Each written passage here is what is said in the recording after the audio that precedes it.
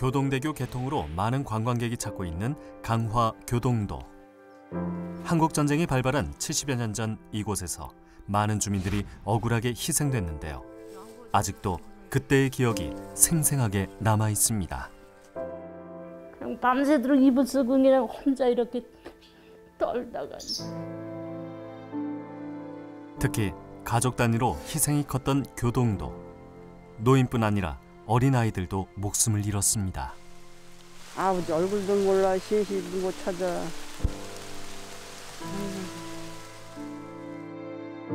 한반도 서북쪽 끝에 있는 이 작은 섬에서 수백 명의 민간인들이 왜 이토록 끔찍하게 희생됐을까요?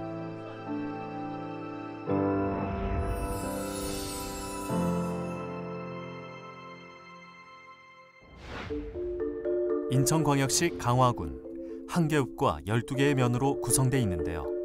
한국에서 5번째로 큰 섬인 강화도를 비롯해 크고 작은 15개의 섬으로 이루어져 있습니다.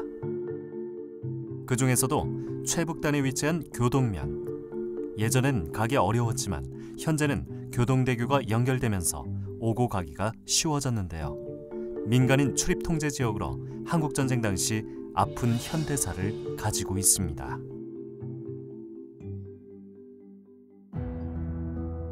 (70여 년) 전 50여 가구가 살았던 교동면 지성리의 한 마을. 올해 81살의 방계숙 씨. 오랜만에 고향에 들렀는데요. 사촌 아재인 현일 씨를 만나러 왔습니다. 전쟁 당시 계숙 씨의 아버지는 친동생과 사촌 동생을 데리고 월북했는데요. 사촌 동생이 바로 현일 씨의 아버지입니다. 이 때문에 계숙 씨 어머니와 동생 3명이 희생됐습니다. 동생 내 밑에 또 그 밑에 또 그 밑에 기어댕기는 동생이 하나 있었거든요. 돌도 안 지내가네. 걔는 출생신고가 안 돼서요. 그래서 이제 재숙이, 경숙이, 이제 이춘다는 저 모친이고 재숙이, 경숙이 거기 그렇게 올랐더라고요. 아버지와 형이 월북하고 교동에 남아있는 가족들은 한시도 편한 적이 없었습니다. 1951년 1월경 계숙 씨네 가족이 희생되고 난 후 현일 씨 가족도 하루하루 힘든 세월을 보냈습니다. 월북자 가족이라 해가지고 이제 이 지역에서도 이제 여기 저 사람 월북자 가족이다 하면 손질만 하면 그날 저녁에만 밤때만 되다 그냥 전부 다 죽이고 그랬거든요. 그 당시. 그래도 우리도 월북자 가족이니까 우리도 그냥 참 마음을 못 놓고 있는 거지. 이게 이 큰 지붕이 그렇게 됐으니까 우리도 언제 또 그게 올지 모르겠. 강화 교동도 지역의 민간인 희생 사건의 가해 주체는 한국군과 미군의 통제하에 있던 교동주둔 유엔군 유격대. 이들은 현역 군인이나 나고경찰, 대한청년단, 청년방위대 등으로 구성된 경기도 연백군을 비롯한 38선 이북 지역의 치안대인데요. 연백군은 해방 직후 황해도 연백군이었지만 분단 시 남한 지역으로 편제되면서 경기도 연백군으로 지명이 변경됐습니다. 하지만 휴전과 함께 북한 지역으로 편입돼 현재는 황해남도 연안군인데요. 이때 넘어온 치안대들이 강화도에서 특공대를 조직해 활동하다 부역 혐의와 월북 등의 이유로 교동 주민들을 학살했습니다. 이 사람들은 황해도에서 내려온 평범한 평민들이 아니에요. 쉽게 말해서 우리가 치안대라고 하거든요. 이 치안대들을 연합해서 만든 것이 특공대예요. 그런데 우리가 치안대는 그러면 우익 치안대 아니냐 이렇게 생각하죠. 천만의 말씀이에요. 미군이 38선 이북으로 진격해 갈 때 유엔군이 제일 중점적으로 임명하는 사람이 있어요. 후방 지역에. 그게 군수와 치안대예요. 치안대를 가리켜서 다른 말로 하면 임시경찰이라고 해요. 정식 경찰이었던 사람들이에요, 이 사람들. 마을 주민 대부분은 육지로 떠나고 30여 가구만이 마을을 지키고 있는데요. 지금은 납골묘가 들어선 계숙 씨의 집터. 이곳에서 6 식구가 오순도순 살고 있었습니다. 진짜 방이 여기 있었고 바로 길 옆에 방이니까. 온 가족이 죽음의 위기에 처하자 개숙 씨 어머니는 순간적으로 개숙 씨를 집에 일해주러 온 아이라고 말했습니다. 내 중에 나 혼자 그 군인이 끌고 바깥에 나와서 조사하기를 넌 성이 뭐냐 그래서 왜 정가라고 대해가지고 정씨예요. 그래서 너 여기 몇 살에 왔냐? 그때 그냥 헛헛 7살이에요. 그냥 내가 헛헛 그렇게 나온 거야. 그냥 7살이요. 근데 정씨네 어머니 아버지는 어떻게 됐냐? 그래서 모른다고.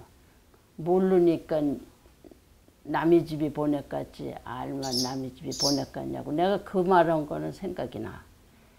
그리고 아 그러냐고. 그 머리를 이렇게 쓸어내리면서 그러냐고. 그리고 들어가더니 너는 당신의 딸이 아니니까는 너는 여기 있으라 그러고. 어머니의 지혜 덕분에 죽음의 위기를 넘겼지만 끔찍한 학살에 대한 기억은 생생하게 남아 있습니다.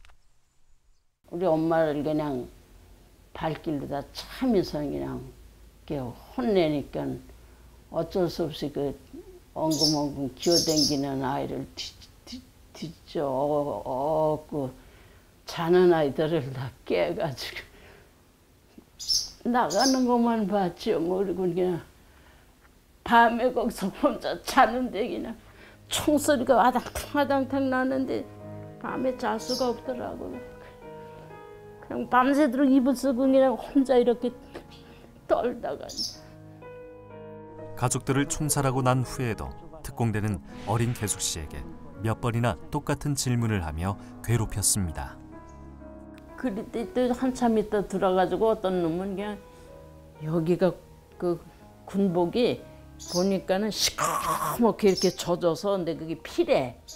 이놈들 피도 많이 터져 나왔다 그러면서 그냥 우리 그 애들이 있으니까 그 걸레 뭐 그딴 걸 그냥 쓱쓱 씻으면서 피도 더럽게 많다고. 그리고 그 피걸레에서 그냥 집어 던지고 그냥 또 뭘 다 뒤져요. 그냥 집을 다 뒤지고 그냥 뭐 날 또 물어보고 너 정말 정가냐? 네. 너 정말 정가냐? 네. 한 3-4번 물어보나 봐요. 그냥 네 그냥. 가족들이 희생된 지성리 해안가는 집에서 50-60m도 채 떨어져 있지 않았습니다. 때문에 어린 나이였지만 모든 것이 또렷하게 기억납니다. 가족을 모두 잃은 개숙 씨는 이후 할머니와 함께 살며 모진 세월을 견뎠습니다. 저 길로 이렇게 넘어가면 거기가 바다거든요. 거기서 쏘는 소리 다 들리지. 밤이라 더 잘 들렸죠.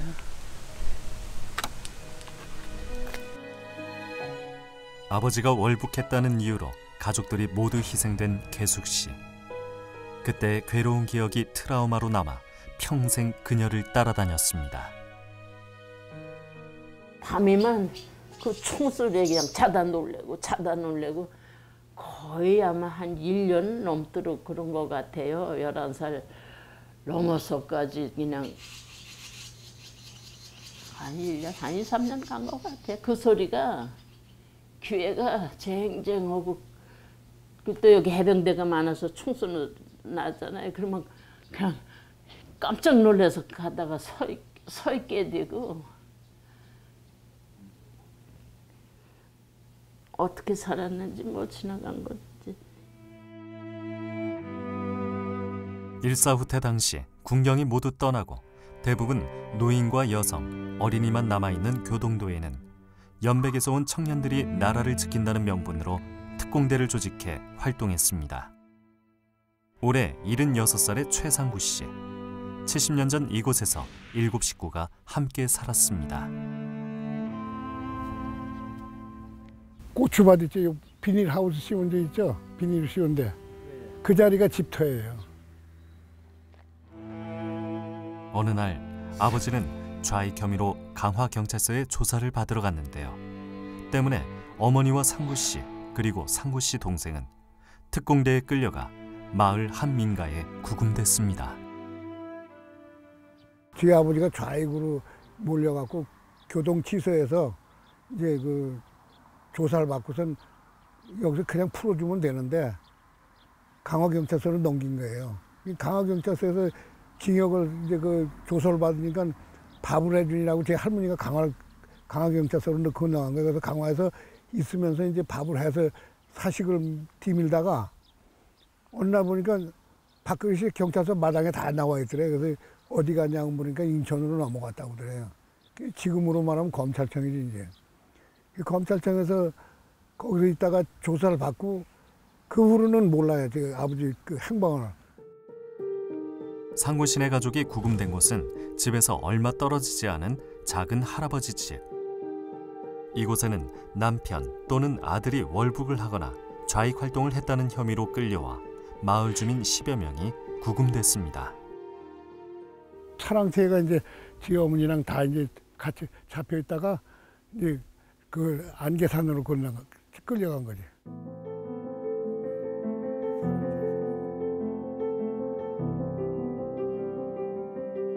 이곳에 구금된 마을 주민 대부분은 안개산 등에서 잔인하게 희생됐습니다. 당시 5살이었던 상구 씨는 총살 직전 할머니의 지혜로 위기를 넘겼는데요. 할머니가 아무리 생각해도 죽을 것 같으니까 소를 갖다 준 거예요. 잡아먹으라고. 특공대들한테.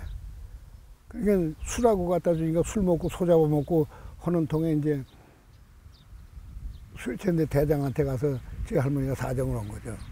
양 죽이는 거 물이람도 먹여 죽이자. 그러니까 그러라고. 그러니까 골방에 갇혔는데 우리 어머니 며느리 아니에요. 며느리한테 이제 우리 할머니가 날 달라 그러니까 주더래요. 날 등하고 동생을 맞아달라고. 그게 며느리가 눈을 흘기더라 이거야. 할머니가 그때 돌아갈 때까지 그 생각을 그 소리를 계속 하시는 거야. 왜 걔가 눈을 흘겼는지 모르겠다고. 그 이제 설마 젖먹이가 있는데 네가 죽일냐. 저 골짜기. 그때 안개산에서 희생된 마을 주민은 모두 12명. 상구 씨 어머니와 2살배기 젖먹이까지 무참히 희생됐습니다. 또한 상구 씨 작은 숙부와 숙모도 좌익 혐의로 희생됐는데요. 가족 4명을 한꺼번에 잃은 할아버지는 며칠에 걸쳐 시신을 수습했습니다. 할아버지가 이제 와서 수습해가지고 시신을. 그 내구니까 내구를 한꺼번에 다 못 가져가고 한 2-3번에 해서 다 시신 처리를 한 모양이더라고요. 당시 시신을 수습한 상구 씨의 어머니와 동생은 선산에 모셨습니다. 하지만 그때 이후 행방이 묘연해진 아버지는 따로 묘를 쓰지 못했는데요. 10여 년 전 1기 진실화해위원회 진실규명 신청 과정에서 아버지의 행적을 알게 됐습니다. 광준호 씨 부님이라고 그랬고 제 어머니.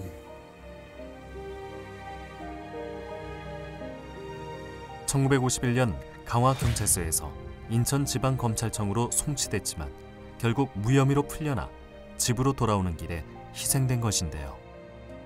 상구 씨는 얼마 전 2기 진실화해위에 추가로 진실규명을 신청했습니다. 검찰청에서 혐의 없음으로 이제 무혐의 처분돼갖고 내려오니까 죄 없으니까 나 집으로 간다고 또 온 거야. 교동을 오려면은 강화를 오려면 각구지 다리를 건너야 되는데 엠포도 타고 건너야 될 거 아니에요. 김포에서 건너온 놈 다 그냥 갖다 쏴버린 거예요. 그냥 경찰서장이. 그 제 아버지는 경찰서장이 발포 명령 낼 때 그때 강화 사람들하고 같이 다 희생당했어요. 강화도 교동면 고구리. 고구리도 한국전쟁 당시 민간인 희생이 컸습니다. 1951년 1월 중순경 최소 19명이 특공대 사무실로 연행된 후 고구리 낙두포구 등으로 끌려가 희생됐습니다. 고향에서 농사를 지으며 살고 있는 전신재 씨. 이곳에서 70년 전 11명의 식구들과 함께 살았습니다. 신재 씨 아버지는 인천에 있는 두부 공장에서 일했는데요. 할아버지 일을 도와주기 위해 교동도에 들어왔다가 특공대에 끌려가 희생됐습니다. 우리 아버지는 아무것도 모르고 옛날에 그 요 넘어가 구장이라고 있어서 구장 옛날에 이장 뭐 그게 아니고 구장이더라고. 구장이 오너라 그래가지고 통보를 해서 뭐 저 신부름꾼이 있었는데 신부름꾼에 의해서 불림을 받아가지고 갔는데 그런 건 함흥차사지. 그런 건 모르지. 누가 오나서 오라고 했는지도 난 모르고 그 우리 엄마하고 이제 둘이서 이제 그 저 산 너머로 가는데 어떻게 하는 거야? 엄마 아버지 왜 저기 가? 그러니까 아버지 저기 어디 갔다 올 거야. 그런 끝. 우리 어머니는 눈물을 흘리시더라고. 신재 씨가 기억하고 있는 아버지의 마지막 모습은 특공대에게 끌려가던 뒷모습. 그렇게 고구리 뒷산을 넘어갔다는 얘기를 들은 후 행방을 알 수 없었고 나중에서야 아버지가 희생됐다는 사실을 알게 됐습니다. 밤에 저 낙두포로 끌려가서 거기에 그 밑에가 유격된지 치안된가 뭐 있었어요. 그 즉시 그냥 사살해 버렸다 그러더라고. 그러니까 아침 이슬 사라지듯 한 거야. 뭐 아무 무언지도 모르고 간 거라고. 고구리 낙두포구 인근 한 민가에는 특공대 파견본부가 있었습니다. 파견본부에는 40~50명의 특공대원들이 있었는데요. 그곳에서 주민들은 10여일 동안 감금돼 고문을 당하기도 했습니다. 이 위가 바위야. 거다 씌워놓고 내 칼긴 거지 뭐. 그리고 신재 씨 아버지와 고구리 주민 대부분은 이곳 낙두포구 등으로 끌려와 희생됐는데요. 한국전쟁 전후 배가 드나들면서 여느 어촌 풍경과 같았던 낙두포구. 하지만 현재는 70여 년 전 당시 슬픔을 간직한 채 민간인의 출입이 통제되고 있습니다. 화순 씨는 10여 년 전 일기 진실화해위 조사 과정에서 아버지가 낙두포구에서 희생된 것을 알게 됐습니다. 아유 가슴 아프죠. 여기서 부모가 돌아가신 때니까 가슴 아프지. 세상에 저 웬일이야 도다롭고 그냥 이제 학살을 시켰으니. 아버지 얼굴도 몰라 시시도 못 찾아. 아이고. 이제 알죠. 여기라니까 이제 그것도 뭐 누가 이렇게 얘기 내게도 해주나 좀 철라고 그러니까는 뭐 끌려 나갔다리고 어쨌다리고 이제 조금 이제 알고 그러니까 얘기하는 거지 뭐 그전에 우리나라 때는 그런 얘기 어디서 입도 뻥끗해 큰일 난다고 잡아간다고 그냥 막 말도 못 꺼내게 했지. 뭐. 지금은 웃음만 나옵니다.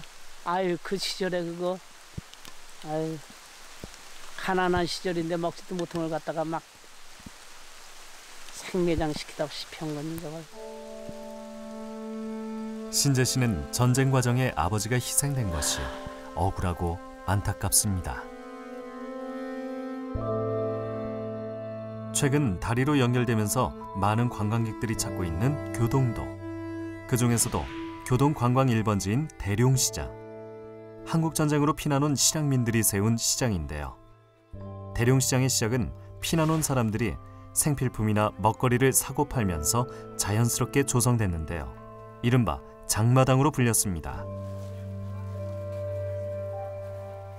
오랜만에 고향을 찾은 올해 73살의 윤자 씨.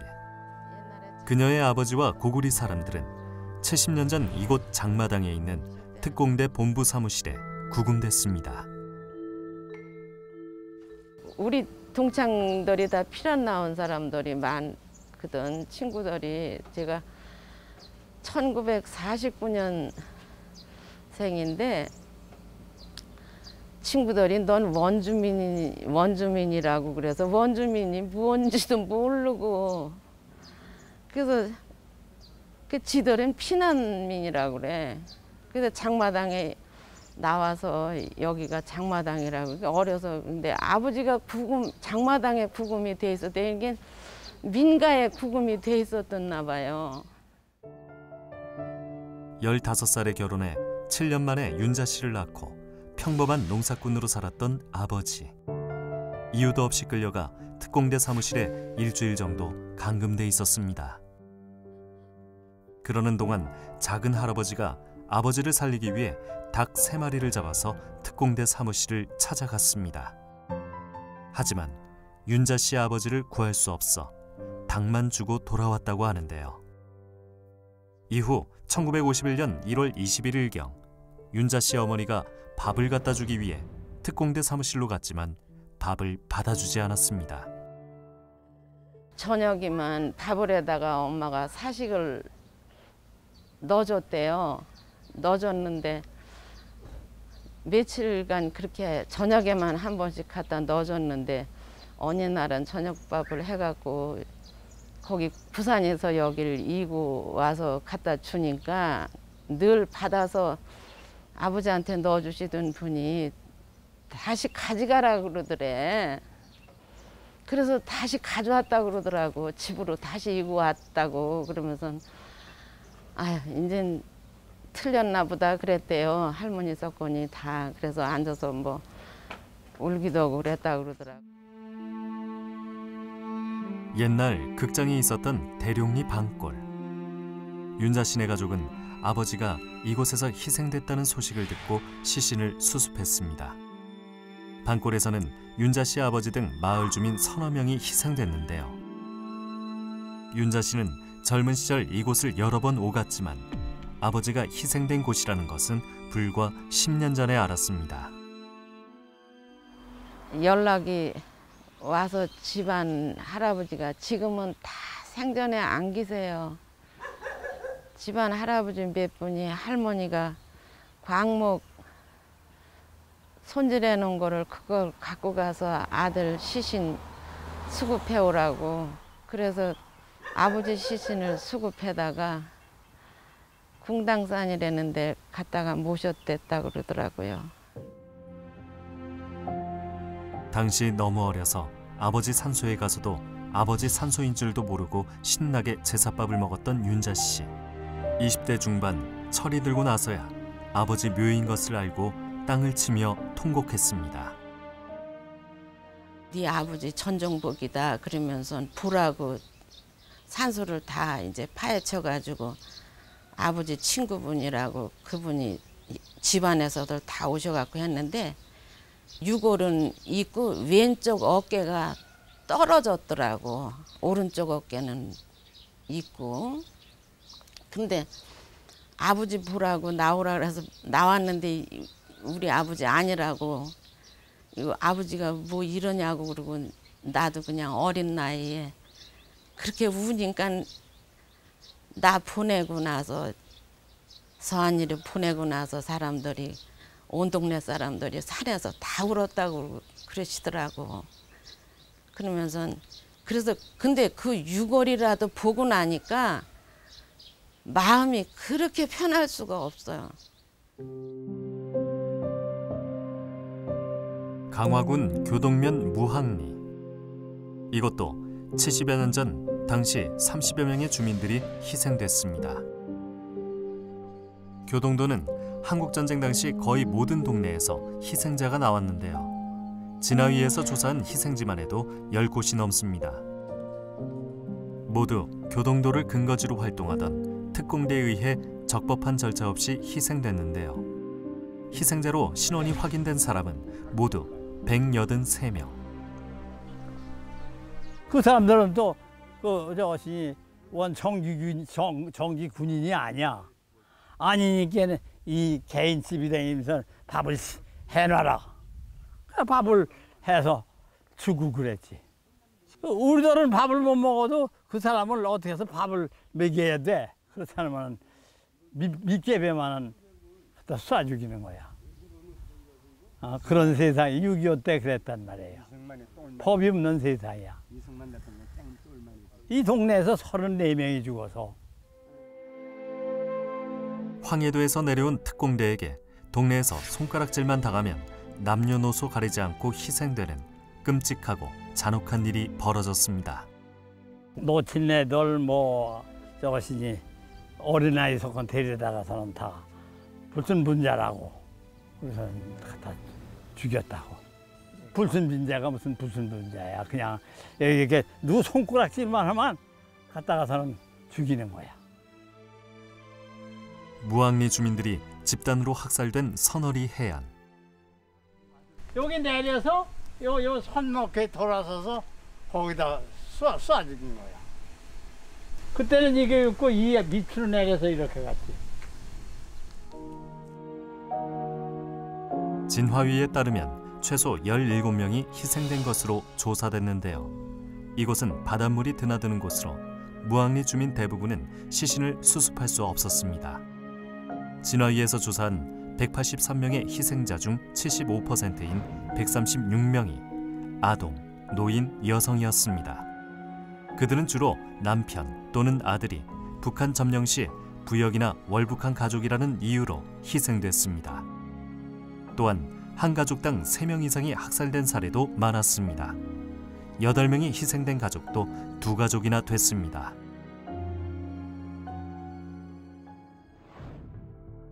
강화 유족회는 강화 지역 희생자들의 진실을 규명하기 위해 앞장섰습니다.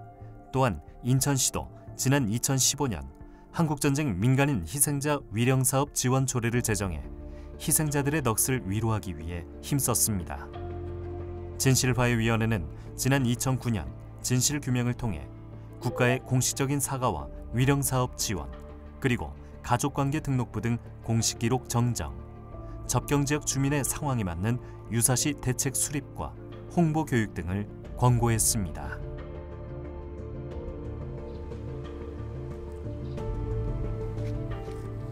어린아이부터 노인까지 가족 단위의 희생이 컸던 강화 교동도.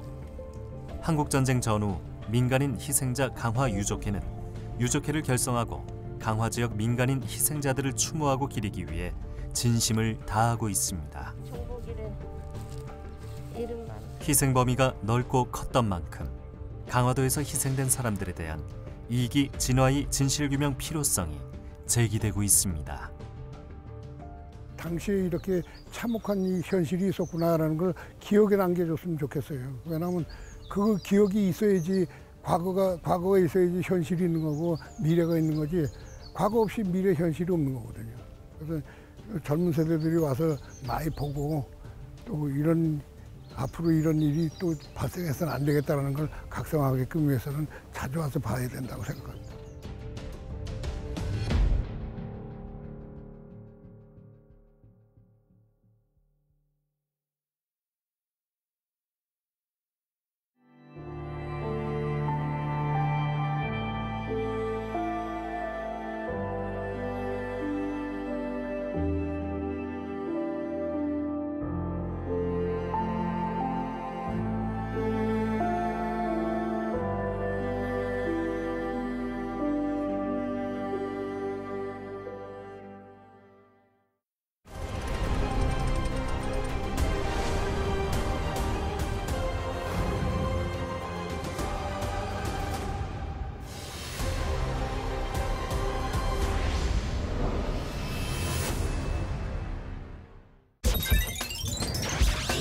Thank you.